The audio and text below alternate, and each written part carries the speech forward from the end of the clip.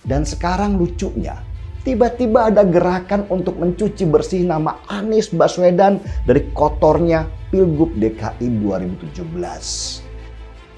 Pilkada DKI 2017 menjadi embrio radikalisme dalam politik praktis Indonesia. Anies doakan Indonesia dijauhkan dari perpecahan penuh kemunafikan. Ditulis oleh tim redaksi jurnal, dikutip dari berbagai sumber. Halo, kembali berjumpa dengan suara Fani Bakri di channel Jurnal 45. Kita mendoakan buat semuanya. Saya mendoakan untuk ibu saya mendoakan untuk keluarga, saya mendoakan untuk masyarakat, saya mendoakan untuk Indonesia, saya mendoakan untuk bangsa ini. Kami mendoakan insyaallah bangsa Indonesia dijauhkan dari bencana, dijauhkan dari perpecahan, didekatkan dengan persatuan, didekatkan dengan kebersamaan, dan insyaallah menjadi bangsa yang rukun, bangsa yang maju, bangsa yang merasakan keadilan. Anies tetap aja butuh geng Petamburan, tetap butuh kadrun. Ya, namanya arena dukung-mendukung bagi mereka bukanlah arena yang absolut, bukan wilayah yang susah dilobi, bukan daerah yang susah dimasuki. Asal tawar-menawar harga pas, tancap gas. Kekhawatiran itu diungkapkan kuat ketika Pilkada 2016-2017. Kuat sekali.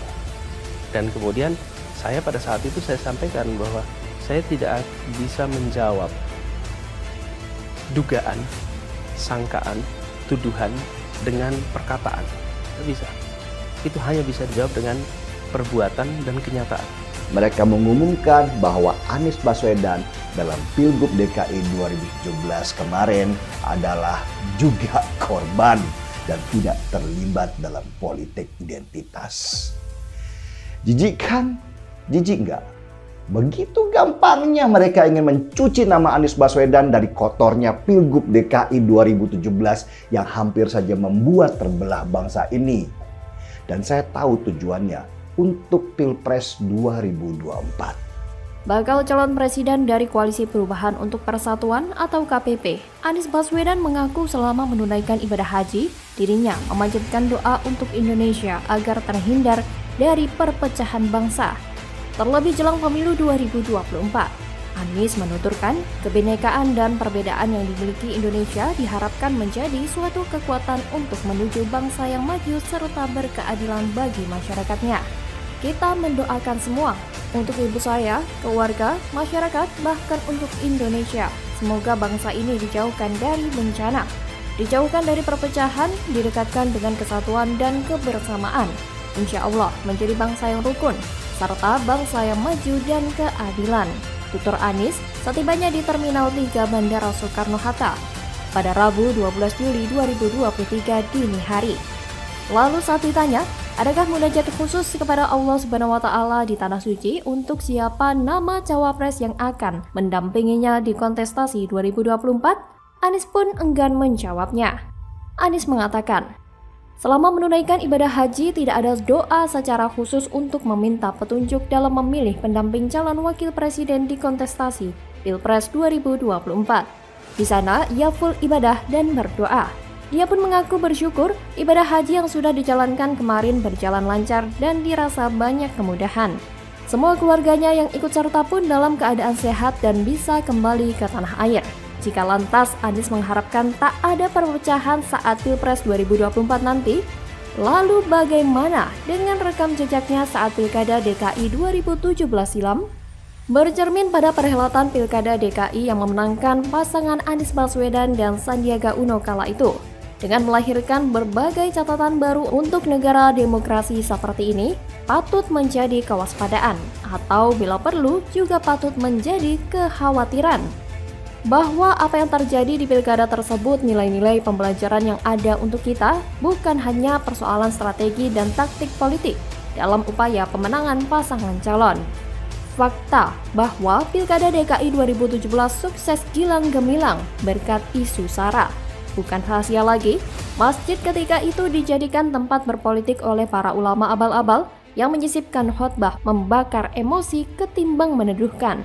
Paham-paham keras pun tanpa disadari masuk di kalangan rakyat. yang begitu mempercayai setiap ucapan pemuka agamanya. Maka bermodal kesantunan dan seiman, pasangan Anies Sandiaga berhasil unggul dalam Pilkada DKI. Miris menerima kenyataan kelompok JKT58 berhasil diperdaya dengan janji manis Anies Sandi. Ini sukses besar dan mimpi buruk yang bukan saja bagi warga Jakarta karena mendapatkan gubernur hasil jual ayat dan mayat. Tetapi ada bahaya besar di baliknya yang mengintai Indonesia. Keberhasilan memainkan isu SARA dalam Pilkada DKI 2017 secara tidak langsung telah menjadi pembiaran terhadap intoleransi di negeri ini. Pengelompok minoritas dan mayoritas.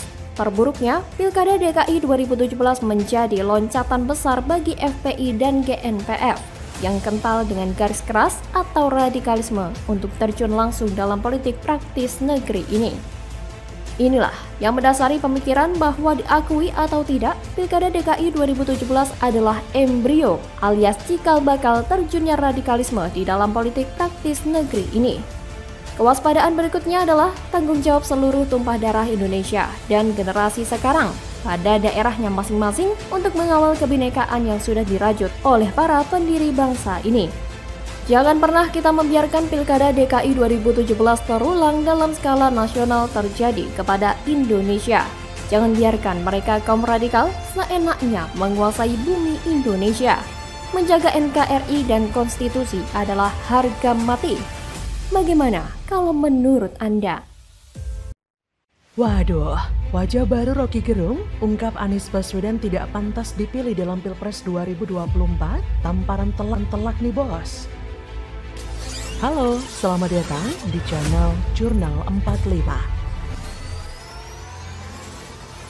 Kan orang udah pikir kalau Anies jadi IKN akan dibatalkan, kereta cepat akan dibatalkan. Tapi sangat mungkin juga Anies bilang enggak, separuh-separuh. Nah di situ yang saya sebut tadi, Anies mau ngapain? Kalau separuh-separuh, mending kita dukung Pak Jokowi.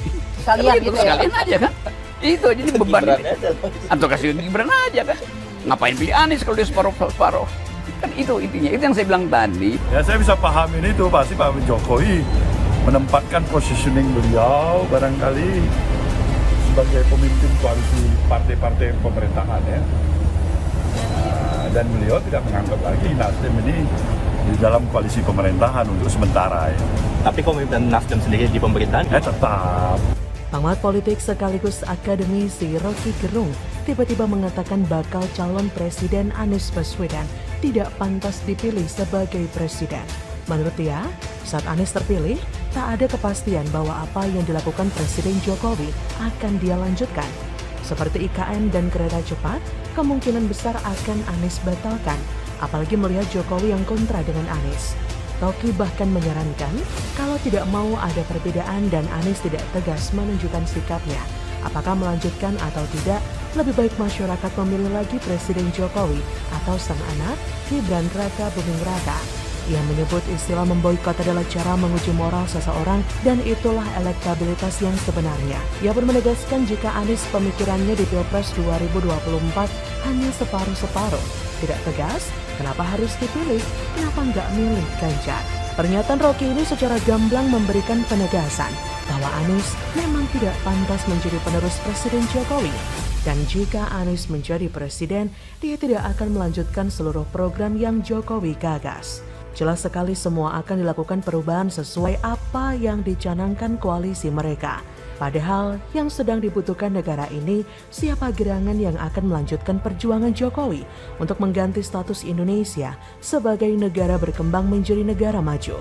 Jika Rocky berpendapat perubahan yang digagas Anies dan koalisinya tidak akan melanjutkan program Jokowi, ada satu hal lagi yang akan mendukung ketidakcocokan Anies meneruskan Jokowi. Lihat saja rekam jejaknya yang melanjutkan kepemimpinan Jokowi di Jakarta. Berhasil tidak? Lihat saja sudah berapa banyak uang rakyat Jakarta dipelorotin untuk anggaran aneh seperti lem iPhone, pulpen, dan anggaran lainnya yang jumlahnya begitu fantastis. Belum lagi uang rakyat Jakarta yang dipelorotin untuk menggaji tim TGUPP yang gaji ketuanya melebihi gaji seorang menteri. Dan bukan? Apakah ada yang tahu apa hasil kerja nyata dari ketua TGUPP yang dibentuk oleh Anies dan digaji dengan uang rakyat? Dan kita juga menjadi saksi bagaimana situasi Jakarta pada era Anies yang semakin semrawut Trotoar diperlebar tapi malah dijadikan lahan parkir atau tempat berjualan. Warga Sunter yang waktu kampanye selalu yasinan untuk memenangkan Anies, tapi mereka malah merasa diperlakukan seperti hewan saat digusur seperti yang diberitakan. Belum lagi janji manis Anies tentang OKOJ yang katanya dimodalin punya bisnis, disediakan tempat usaha, dan dicarikan pembeli seperti spanduk mereka saat kampanye. Saat kampanye mengumbar kata-kata manis bahwa akan diberikan modal usaha, tapi setelah menjabat sebagai gubernur, Anies dengan mudahnya mengatakan bahwa memang tidak ada modal dalam program OKOJ. Jadi bisa dibayangkan berapa juta rakyat Jakarta yang sudah tertipu dengan rangkaian kata-kata manis tentang program OKOJ saat kampanye dalam Pilkada Jakarta dulu. Dari kasus ini kita sebenarnya sudah bisa menilai sendiri bahwa ada yang menghalalkan segala cara demi meraih kekuasaan. Sebenarnya bukan hanya dari kualitas kinerja atau antitesa Jokowi, kemungkinan besar Anies tidak akan menjadi capres itu semakin nyata.